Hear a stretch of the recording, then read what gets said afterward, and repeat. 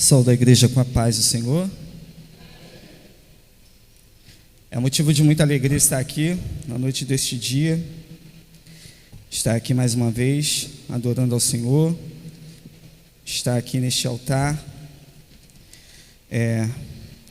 mais uma vez tendo esse privilégio, essa oportunidade de trazer a palavra e ser canal da graça do Senhor. E nesse momento que possamos nos colocar mais ainda diante de Sua presença, estar com os ouvidos bem atentos ao que o Senhor quer nos dizer nesta noite. Peço, irmãos, que por favor abram no livro de Jó, no capítulo 38. Jó, capítulo 38.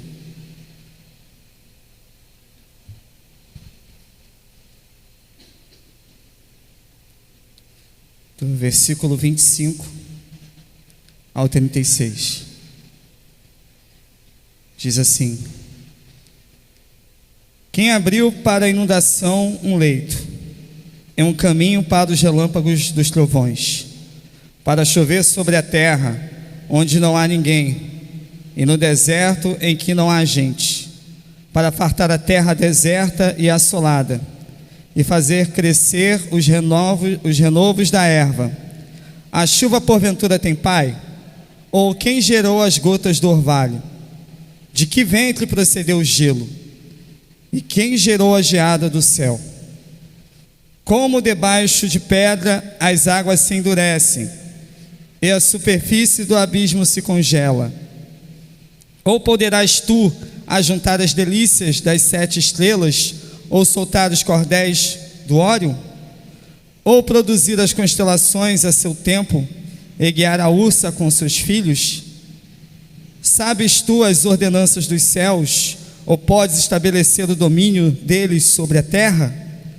Ou podes levantar a tua voz até as nuvens, para que a abundância das águas te cubra? Ou mandarás os raios para que saiam e te digam: eis-nos aqui? Quem pôs a sabedoria no íntimo? Ou quem deu à mente o entendimento? Pode sentar-se.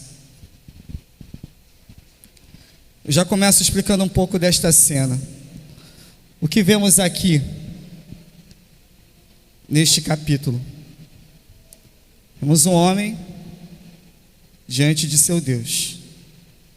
E o que o seu Deus está fazendo nesse momento? Ele convida ele, vou falar numa linguagem bem atual, para fazer um tour virtual por todo o universo e conhecer cada detalhe. E ele é questionado: você seria capaz de comandar tudo isso por um momento só apenas? Mas por que chegou a esse ponto? Estamos aqui diante do livro de Jó. Jó é um dos livros sapienciais que temos aqui no Antigo Testamento, acompanhado do livro de Provérbios e Eclesiastes. Livro sapiencial por ser um livro de sabedoria. Por quê? Porque ele trata profundamente de relevantes assuntos universais da humanidade. E Jó, ele tem uma linguagem poética. Na sua introdução, vemos ali uma breve narrativa sobre Jó.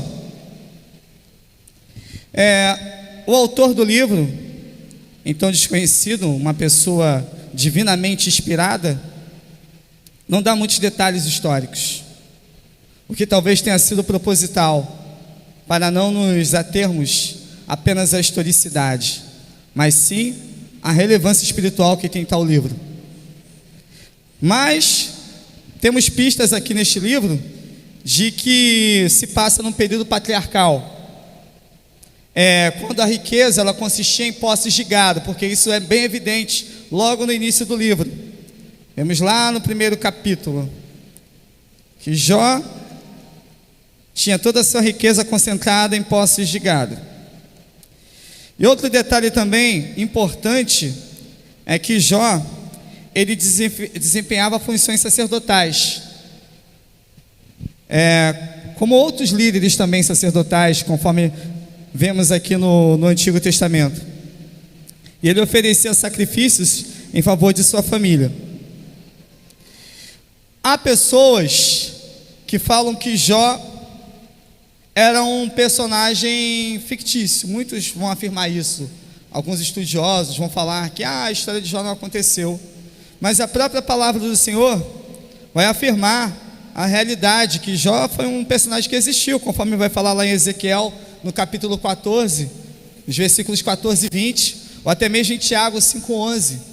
Então a própria Bíblia, a própria palavra de Deus vai testificar que Jó de fato foi um personagem real.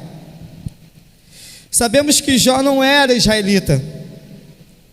Ele vivia na terra de Uz, provavelmente ali próximo ali na região lá da Arábia. E sabemos uma coisa importante também, que Jó ele era sincero, reto e temente a Deus, e desviava-se do mal. Podemos resumir que Jó, ele vivia uma religião pura e imaculada para com Deus, conforme vai afirmar lá em Tiago 1,27. Por quê? Lá em Tiago 1,27, que fala que uma religião pura e imaculada para com Deus é como? É seguir se descontaminando no mundo e visitar órfãos e viúvas em suas aflições. E tudo isso Jó fazia.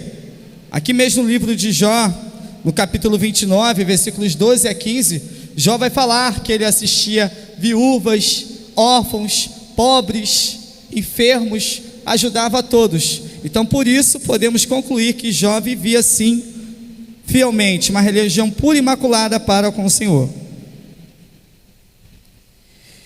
Tem um detalhe aqui, não vou falar nele agora, mas vamos seguir aqui, a partir do versículo 12 aqui, vamos ver que algo começa a acontecer. De repente a realidade de Jó muda. Ele começa a perder tudo, perde toda a sua riqueza, pior, perde seus 10 filhos. E aí o que acontece? Ele continua adorando ao Senhor, ele não deixa que isso atrapalhe sua adoração, e que mesmo diante dessas aflições, surgem palavras que o desincentivam, mas ele permanece ali fiel na sua adoração. Logo após, Jó é afligido por chagas que o cobrem da cabeça até a ponta dos pés. E aquele homem rico, importante, agora é um homem cheio de feridas pelo corpo, que cheira mal. E aí tudo começa a mudar. Imagine, eu, sendo um homem tão bem sucedido, um homem tão cheio de posses, tão de bem com a vida, tão fiel a Deus, tão íntegro, tão honesto, e de repente me vem tamanha desgraça, começo a perder tudo, e fico com uma doença, que nem sei que doença é essa, que acaba com minha aparência, me ridiculariza para todos. Que atitude tomar? E de repente aparecem amigos ali, na mesma condição, na mesma posição social de Jó, homens também de posses, homens sábios como ele, e quando olham se assustam, rasgam suas vestes, choram e se colocam, assim como Jó se colocou, né? Jó raspou sua cabeça, se prostrou na cinza. Eles também se colocam ali na cinza e passam ali dias com Jó, orando, chorando, ali então fazendo parte, o acompanhando em sua dor. Mas de repente começa então, vai passando o tempo e o lado humano começa a se manifestar. Por quê? Começa a haver especulações. Jó, não é possível, você deve ter pecado, não é possível, esse sofrimento tem que ter alguma explicação. Então eles começam de repente até listar coisas que Jó poderia ter feito. E começam então a criar ideias a respeito do que Deus faz com os homens, com base em seus pensamentos pessoais, com base em seus achismos, usando uma teologia totalmente ali, fechada ali, uma teologia totalmente dentro da caixinha, conforme se fala hoje em dia.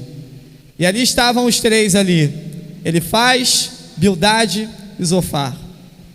E começam ali a usar todo aquele discurso poético.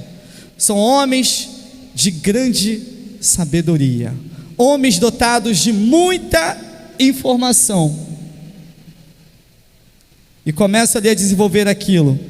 Vemos que o livro de Jó, ele publica detalhe por detalhe de todo aquele discurso. Mas Jó, ele acredita e até sustenta ali no seu discurso toda a sua integridade. E aqui a gente começa a raciocinar. Primeiro, o Espírito Santo, ele publica todo aquele discurso daqueles homens, ele faz Bildade e Zofar, mas o Espírito Santo não inspirou o discurso deles. Isso podemos concluir. Porque aqueles homens viviam uma teologia de especulação. E muitas vezes caímos nesse erro de especular. Caímos nesse erro. Jó não sabia por que ele estava sofrendo, mas a gente sabe. A gente sabe porque a gente está lendo aqui, né? A gente leu logo no início o que vai acontecer. Deus, na sua forma de governar o universo, ele realiza ali uma conferência, uma convenção ali com todos os anjos, seus filhos, e aparece ali uma figura intitulada Satanás, que significa o acusador, ou até mesmo podemos chamar de opositor. E quando ele surge, Deus lhe faz uma pergunta. Essa pergunta já dá a entender que ali ele não tinha nada que fazer ali. Deus pergunta: de onde vens? Deus sabia de onde ele estava vindo, mas precisava ouvir dele falar. Então ele vai lá e fala. E o que acontece? Ele começa a questionar o porquê Jó é fiel ao Senhor. E ele questiona a forma como Deus trata Jó. Veja só, ele se atreve a fazer isso. O acusador se atreve, então ele lança ali o desafio: deixa eu começar a tirar as coisas dele, para ver como é que ele não vai te negar, como é que ele não vai blasfemar contra você, contra o Senhor. Desculpa, falei errado. Então Deus permite, mas fala que não toque nele. Então ele vai lá, tira tudo e vê que Jó permanece fiel. E de repente, novamente o Senhor está ali, reunido com seus filhos. E ele vai lá novamente. E ele fala: deixa eu tocar nele.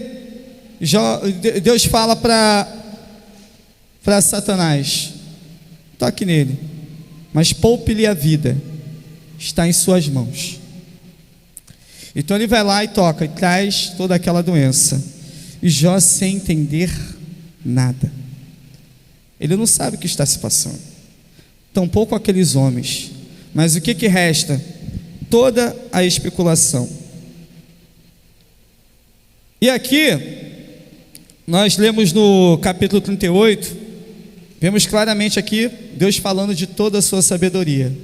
E aqui eu quero falar sobre a sabedoria de Deus, a importância de se confiar nele. Vamos lá, voltando aqui para a palavra dos amigos, que começam a questionar, começam a criar lista de pecados.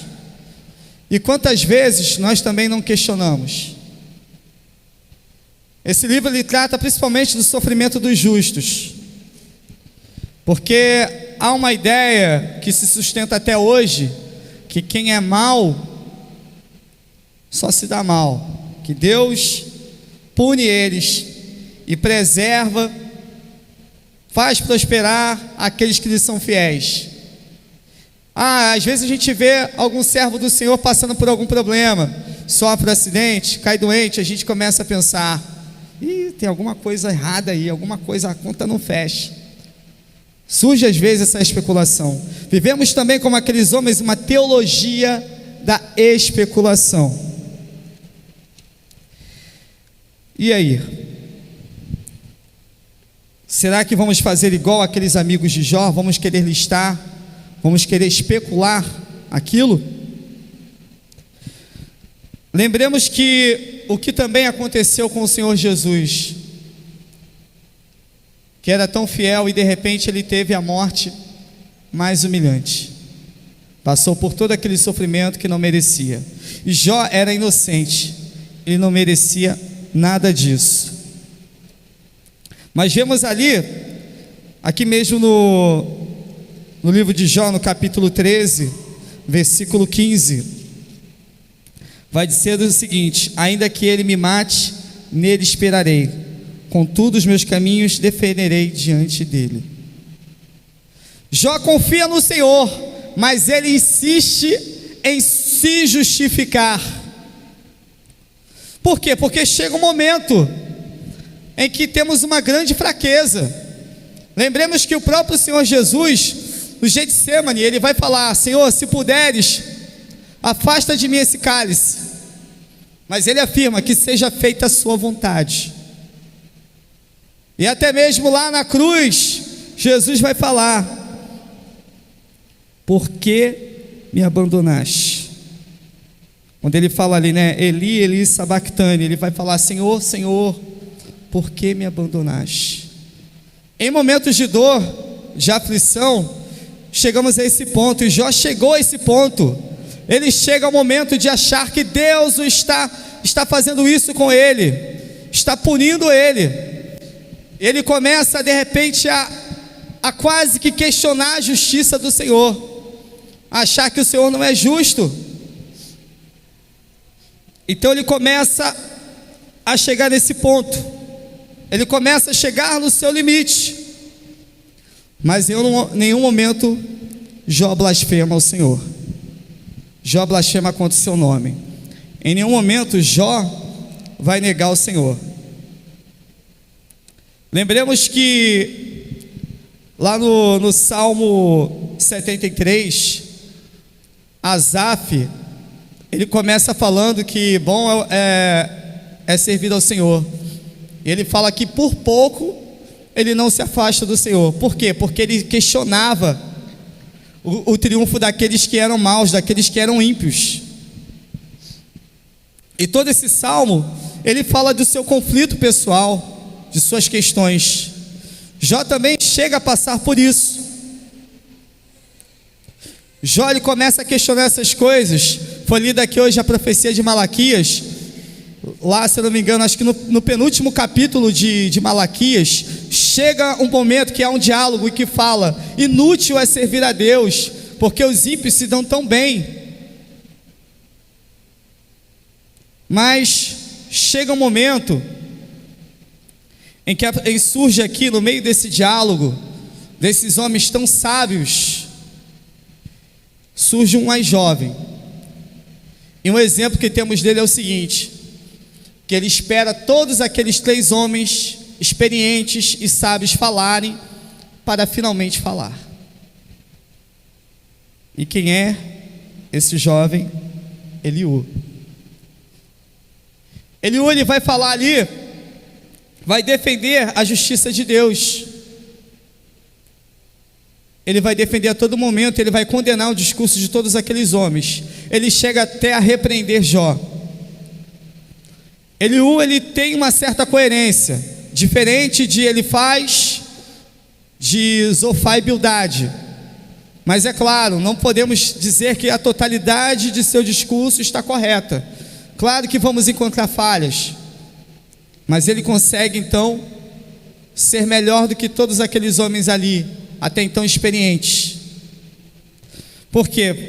Ele vai falar de sua intimidade com o Senhor. Então, vamos chegar aqui no ponto alto. Logo depois da fala de Eliú, aquele discurso ele todo é interrompido pela fala de Deus. Ali naquele momento, no capítulo 38, conforme eu li aqui, Deus ele aparece a Jó, fala com Jó através de um redemoinho. A manifestação divina. Vemos que a última palavra é do Senhor. E aqui vemos o que? Uma teofania, uma manifestação divina, de uma forma concreta. Isso vai ocorrer muito no Antigo Testamento. Vemos na sarça ardente, na coluna de fogo, na nuvem durante o dia, entre outras situações. E aqui então o Senhor aparece, interrompe todo aquele discurso e é Ele que fala. Jó exige uma resposta de Deus. A resposta é o seu modo. Mas Deus responde da melhor forma. Levanta questionamentos a Jó. Ele faz dezenas de perguntas. Lembramos que Deus, Ele sempre tem a melhor resposta para a gente. Nós esperamos tanto alguma coisa de Deus, uma resposta, uma explicação, mas Ele nunca dá como a gente espera, Ele dá bem melhor. Então Deus ele traz todas aquelas questões, aquelas dezenas de perguntas, se não me engano, acho que são 71 perguntas que o Senhor vai fazer a Jó. E ali ele vai questionar tudo aquilo. E agora? Cadê toda aquela justificativa de Jó? E agora? Cadê aquelas questões daqueles homens? Toda aquela teologia de especulação? Se manifesta então a sabedoria do Senhor. E aqui eu já posso adiantar o seguinte: Jó sabia porque estava sofrendo? Não. Será que ele soube? Não. O que podemos concluir? Não queira entender tudo, não queira entender todos os desígnios, os planos do Senhor, mas saiba de uma coisa: os planos do Senhor são grandiosos, seus propósitos não podemos calcular. Então nem tudo nós teremos uma resposta. Hoje em dia é muito comum, né, a gente ficar sabendo: e aquele ali está com depressão, e aquela ali está passando por uma crise. E aí logo vem na nossa mente: é falta de Deus. E a gente quer logo dar alguma resposta. Nós queremos limitar Deus ali, deixar Deus dentro da caixinha, ali dentro do nosso pequeno, do nosso ignóbil pensamento. Mas então vemos aqui no capítulo 38 que Deus começa a questionar Jó, a trazer aquelas questões, lhe traz uma reflexão.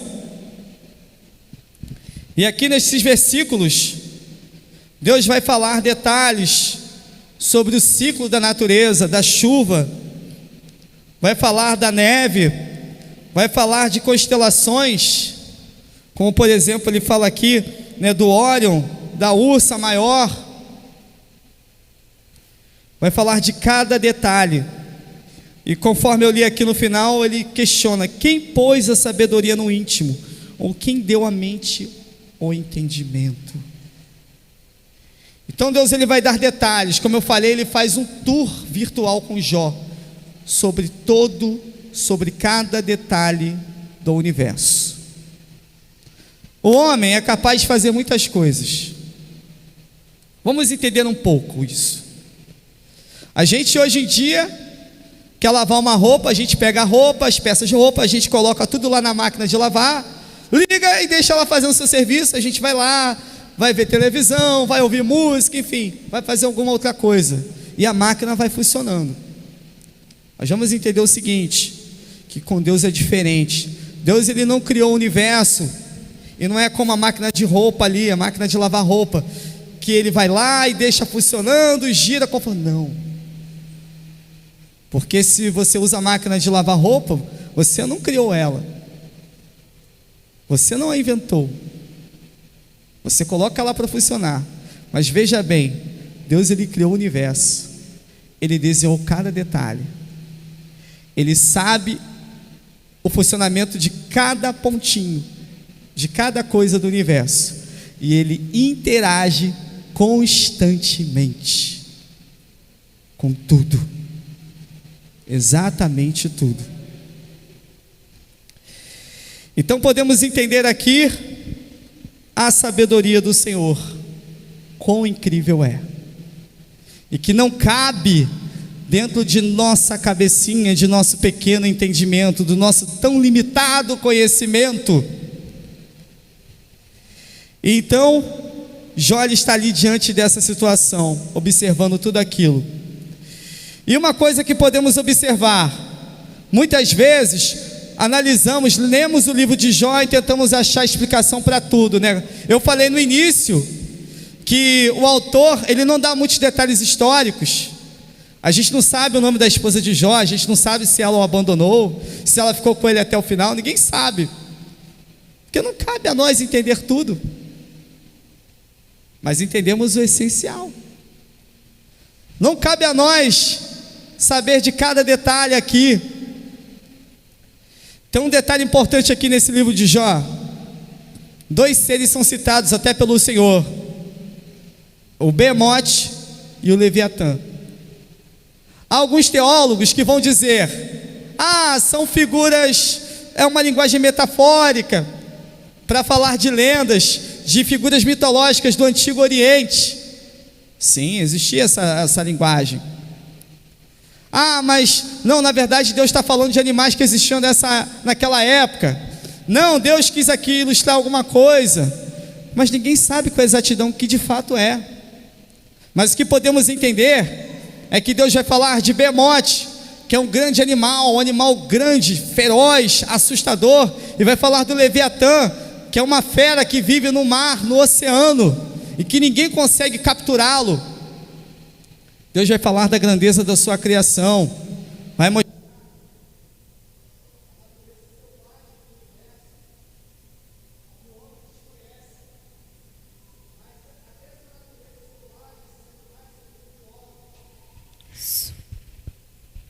até esses animais são majestosos, são grandiosos.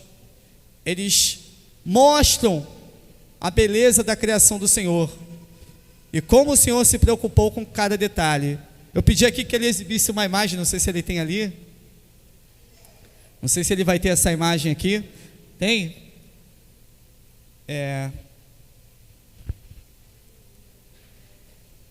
Uma imagem aqui que eu pedi para colocar. Então, é a constelação do Órion.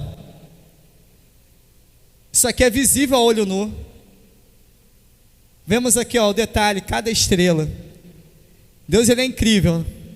Ele fez cada estrela exatamente localizada no local exato, no local que era para ela estar.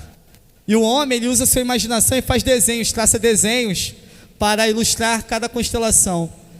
O homem, antigamente, ele observava mais as estrelas. Ele usava isso para descobrir o caminho, onde ele estava pisando, para se guiar, para não se perder. Antigamente não existia GPS, o GPS era isso. E aí a gente levanta o questionamento: quanto tempo tem que eu não observo, que eu não paro para olhar a estrela, que eu não paro para ver o céu, que eu não paro para contemplar o que tem ao meu redor? Aqui em Salmo 19, quem tiver sua Bíblia aí, abra por favor. Esse salmo, ele é belíssimo. Quando a gente recita ele, a gente vai ver no versículo 1 que vai falar: os céus declaram a glória de Deus, e o firmamento anuncia a obra das suas mãos. Um dia faz declaração a outro dia, e uma noite mostra sabedoria a outra noite. A sabedoria de Deus. E vai falar: não há linguagem nem fala onde não se ouça a sua voz. A sua linha se estende por toda a terra, e suas palavras até o fim do mundo. Nele pôs uma tenda para o sol. Aqueles homens, ele faz Bildade, Zofar, até mesmo Jó, tinham muitas informações. Muitas informações. Se a gente for ler o livro de Jó, né, lendo os detalhes de todo o seu discurso, a gente vai saber que Jó era um homem culto, assim como aqueles homens também eram sábios. Não é à toa que as pessoas procuravam Jó para pedir informações, né, instruções, aconselhamento, porque ele era um homem culto. Mas ali havia muita informação. Mas sabe o que faltava? É o que aparece aqui no capítulo 38, faltava revelação. E aqui Deus se revela. Acabamos de ver aqui no Salmo que os céus eles manifestam a glória do Senhor. A gente percebe ali a glória do Senhor. Então Deus ele se revela ali. Ele vai mostrar em cada detalhe que ele se revela.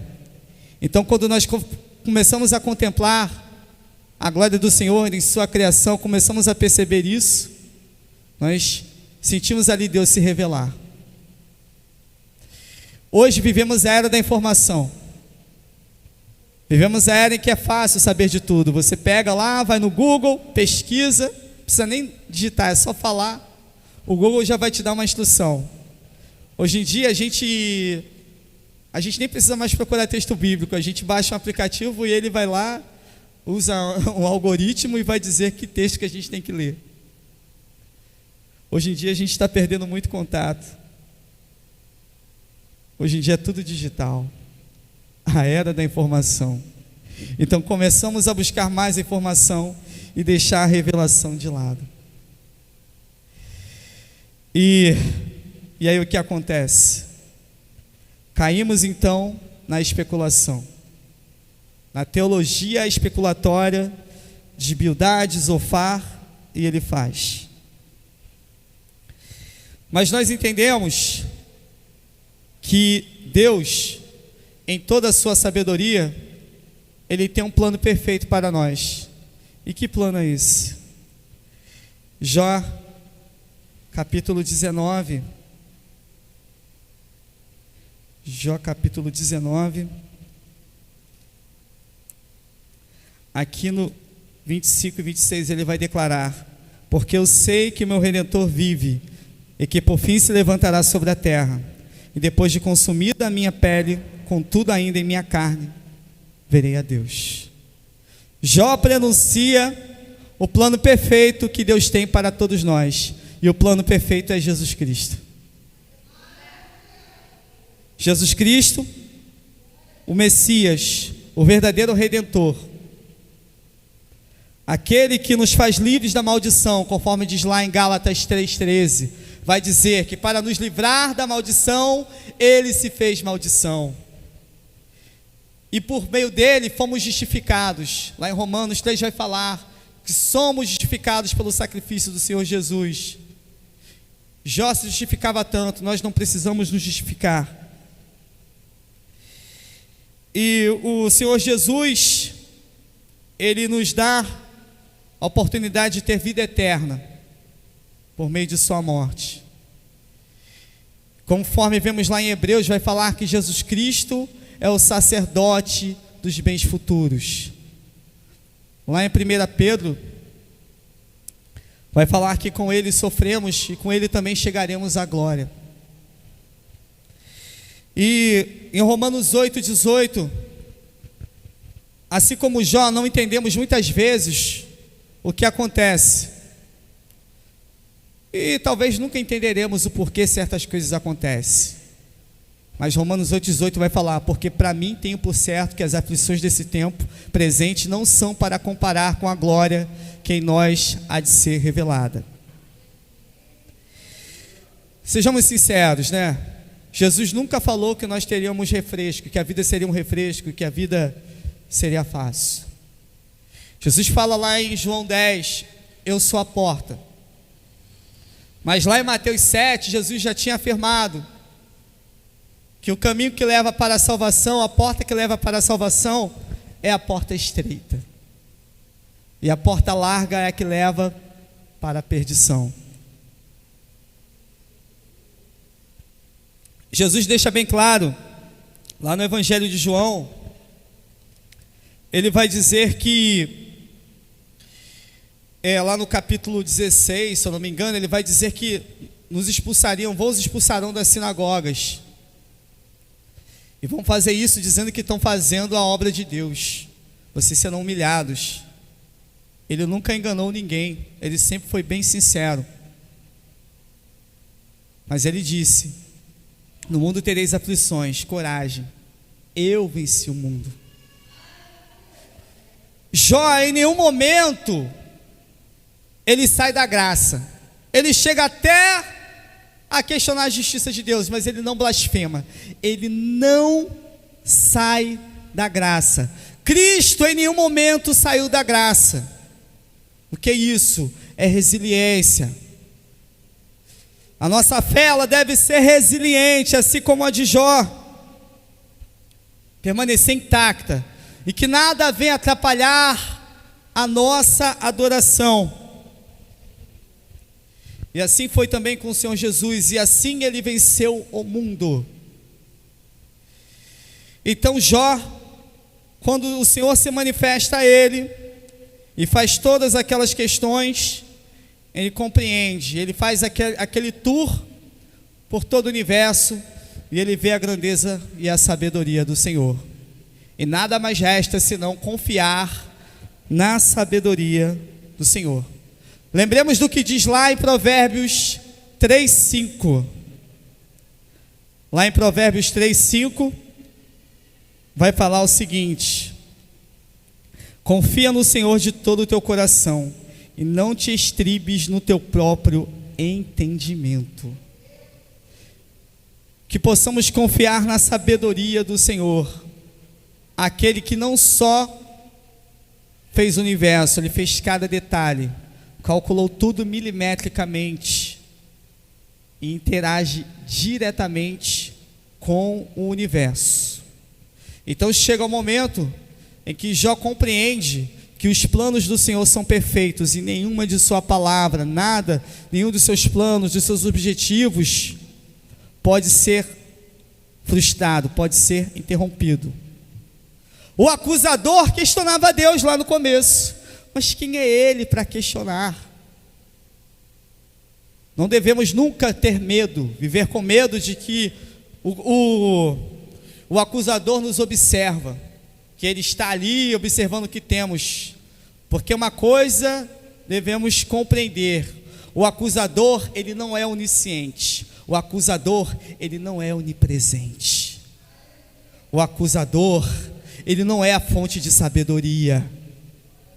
Quem é onisciente, presente, fonte de todo saber, de todo entendimento, é o Senhor Deus, o Senhor Jeová, Criador do universo.